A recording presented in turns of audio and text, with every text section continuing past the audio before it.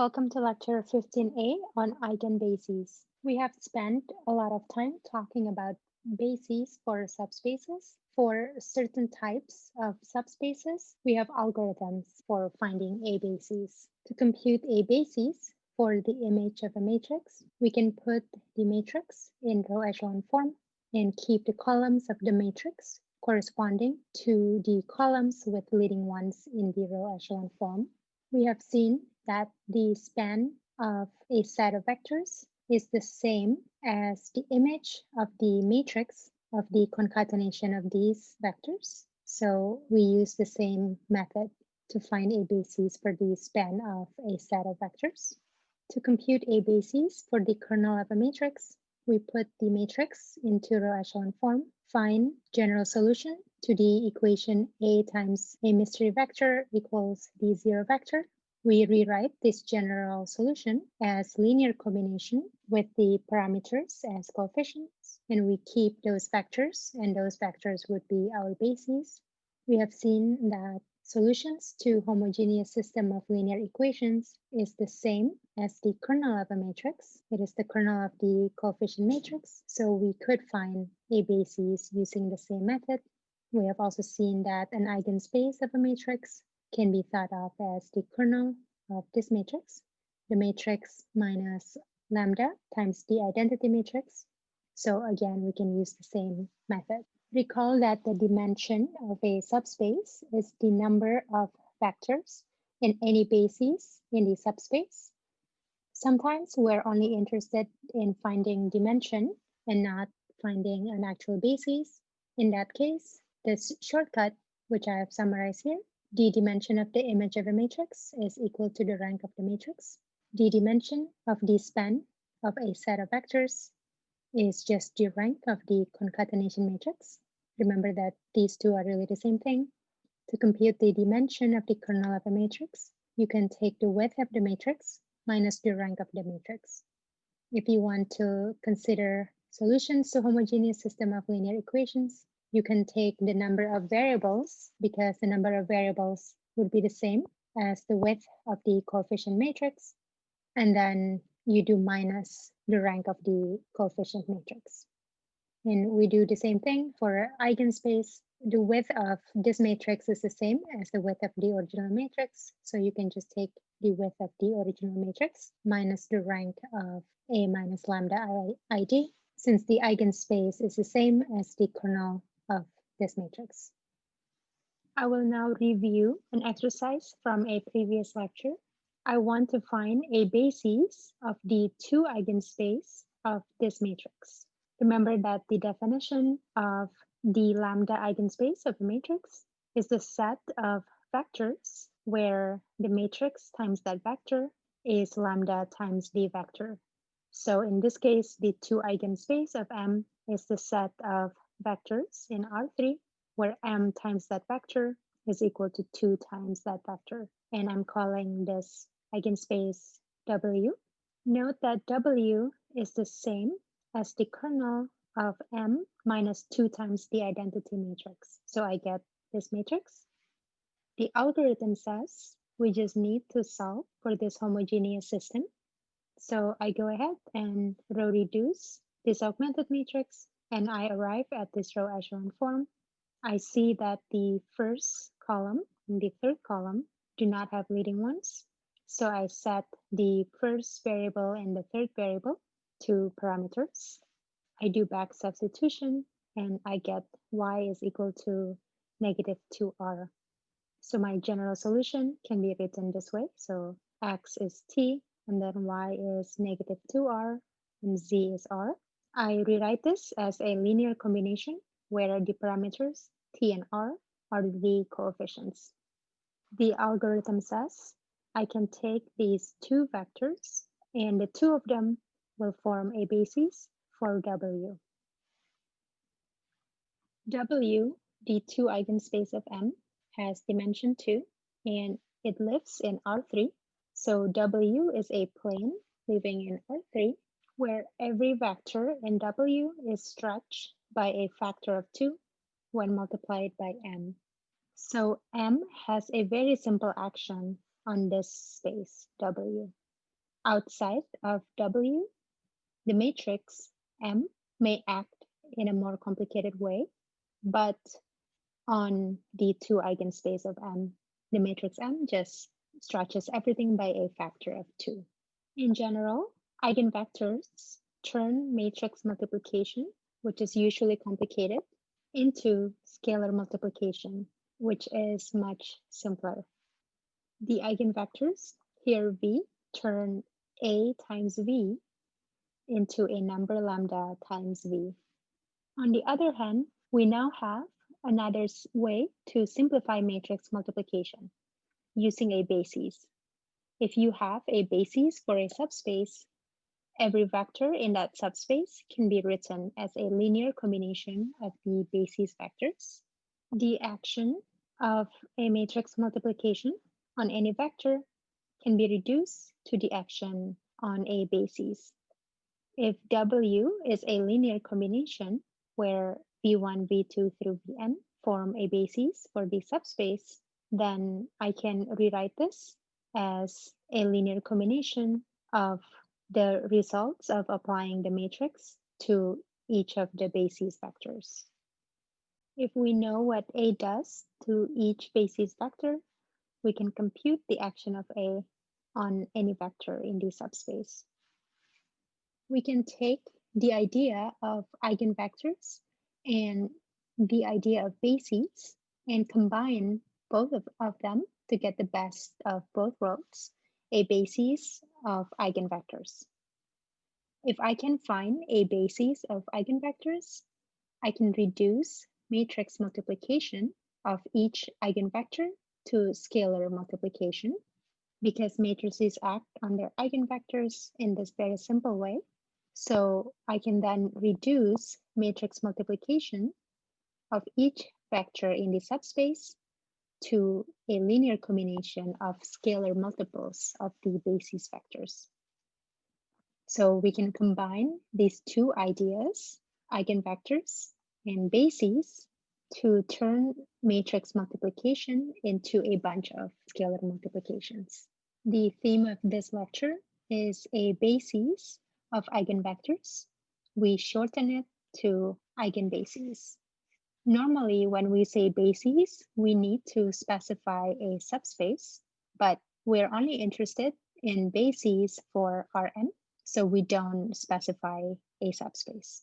Here's the definition. If I have a square matrix, an n by n matrix A, an eigenbasis for that matrix is a basis for Rn consisting of eigenvectors of the matrix A. In this exercise, I have the same matrix as before, and I have a set of vectors. I want to know whether these vectors form an eigenbasis for A. I have to check two things. First, I have to check that these form a basis for R3. And then I also have to check that the vectors are in fact eigenvectors of A. If the answer to both is yes, then the answer to this question is yes. I will check the second one first because it will be faster. The first two vectors are eigenvectors with eigenvalue 2 of the matrix because of the review exercise we just saw. So we only have to check that the third vector is an eigenvector of A. To check the third vector, we can multiply directly. So A times the third vector is equal to a vector of height 3. The first entry is 2 times 2 minus 2 times 1 plus 4 times 1. The second entry is -1 minus 2 and -1 plus 4. I have 6, -3, and 3, which is equal to 3 times the original vector. So this vector is an eigenvector of A with eigenvalue 3. So the answer to the second question is yes. In general, to check that a set of n many vectors is a basis for Rn, there are a few things we can check. One thing we can do is take the concatenation of the vectors. We have an n by n matrix. We can check that that concatenation is invertible or that it has rank m, or it has determinant that is non-zero. You just need to check one of these. I will do this one. I will compute the determinant of the concatenation of my three vectors. Let me write down a concatenation of these vectors. To find the determinant of C, I will turn it into an upper triangular matrix and keep track of how the determinant changes.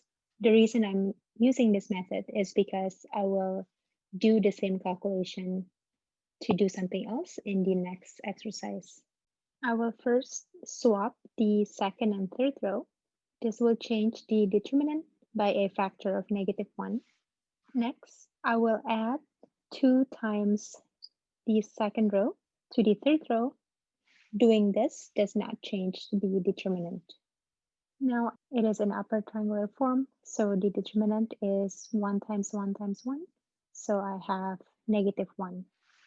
In particular, the determinant is not equal to 0. So we have shown that these vectors form a basis for R3. Since we have answered question 1 and question 2 with a yes, the vectors of S form an eigenbasis for the matrix A. Next, I will talk about how eigenbases can be used to speed up computation. If I have a matrix and I can find an eigenbasis for the matrix, and let the lambda I denote the eigenvalue for the eigenvector vi. Since these form an eigenbasis, I can take any vector in Rn and write it as a linear combination of these vectors since they form a basis for Rn. Then if I multiply W with A, I can replace this A times V1 with the eigenvalue of V1 times V1 and the same for V2 and so on. If I again multiply what I have the second time, I pick up a second factor for each eigenvalue. So now I have lambda 1, lambda 1. If I multiply by a m times, I pick up m factors of each eigenvalue. The reason this is great is because it is much easier, both for a computer or for a human, to multiply by a number to the 100th power than to multiply a matrix to the 100th power. In this exercise, we will take this matrix, which is the same one we have been using. We want to take this matrix to the 100th power and multiply that by this factor. Normally, this would take a while, but we will use the fact that this matrix has an eigenbasis to compute this. From before, we saw that this matrix has an eigenbasis. Let's call this V1, V2, V3. From before, we saw that these two correspond to the eigenvalue 2, and this one corresponds to the eigenvalue 3. Let's call this vector W. We know that this is a basis for R3, so we can write the vector 1, 1, 1 as a linear combination in one way. So let's find that. We are trying to find the coefficients C1, C2, C3 so that this equality holds. This is the same as taking the concatenation of our basis vectors, multiply that with the variables that we're trying to solve, and set that equal to 1, 1, 1. We do row reduce, and because we know that this is a basis for R3, we know that we should be able to find one unique solution for C1, C2, C3. Otherwise, we know that something is wrong with our calculation. I have done the row reduce for just this part earlier, so I will perform the same sequence of elementary row operations. First, I will swap the second and third row. And then to get a row echelon form, I will turn this entry into 0. I've arrived at a row echelon form. I see that every column left of the vertical line has a leading 1 as expected, so I know I'll have one unique solution. I perform back substitution. The first row gives me this equation. I get that C3 is 3, and now I can compute C2 and C1. Using the third and second equations, I get that C2 is -2 and C1 is -5. Now I can put 3, -2, and -5 into here, and that would give me a linear combination. I can now use this information to compute the question, but first let's do a sanity check. Let's at least make sure that 1 is equal to -5 times 1 minus 2 times 0 plus 3 times 2. And that is true, so that's good. To save space, let me rewrite this vector as W and each of the eigenbases vectors as V1, V2, V3. Matrix multiplication preserves linear combination. So if I do a matrix times W, I can put the matrix in each of these places. But this is the same as doing the eigenvalue of V1, which is 2 to the 100 times V1. The eigenvalue for V2 is 2, so this is the same as 2 to the 100 times V2. The eigenvalue for V3 is 3. I'm allowed to do this because A acts on this vector by scalar multiplication by 2. And this is again an eigenvector of A with eigenvalue 2. So this becomes 2 to the 100. And this vector is an eigenvector with eigenvalue 3. So we have this equality. So this is our answer. Note that 3 to the 100 is much bigger than 2 to the 100. So this last term will dominate. Eigenbases are very nice to have, but they don't always exist. Here is an example of a square matrix which does not have an eigenbasis. Let's call this matrix B. We have not yet talked about how to find an eigenbasis. The only eigenbasis we have seen so far is the one from our running example. So let's first find all eigenvalues of this matrix, which we know how to do. Then look at the eigenvectors, which we also know how to find. To find eigenvalues, we write down the characteristic polynomial of the matrix. By definition, it would be the determinant of the matrix, the variable x, times the identity matrix minus our matrix B. It's an upper triangular matrix, so the determinant is the product of the diagonal entries. We look at the roots of the characteristic polynomial. We see that the only root is 2. So the only eigenvalue of B is 2. If we want to build an eigenbasis, we have to build it with eigenvectors whose eigenvalue is 2, because this is the only eigenvalue. So let's try to find as many of those as we can. All the eigenvectors of the eigenvalue 2 live in the 2 eigenspace of B. Remember that the 2 eigenspace of B would be the kernel of B minus 2 times the identity matrix. So I have the kernel of 0, 3, 0, 0, 0. To find the general solution of this, we row reduce. This is almost in row echelon form. We just need to multiply the first row by 1/3. We see that the first column does not have a leading one, but the second column does. So we let the first variable be equal to a parameter. And the first row gives us the equation y equals 0. So the general solution of this equation looks like the vector t0. This means that the 2 eigenspace of B consists of vectors of this form.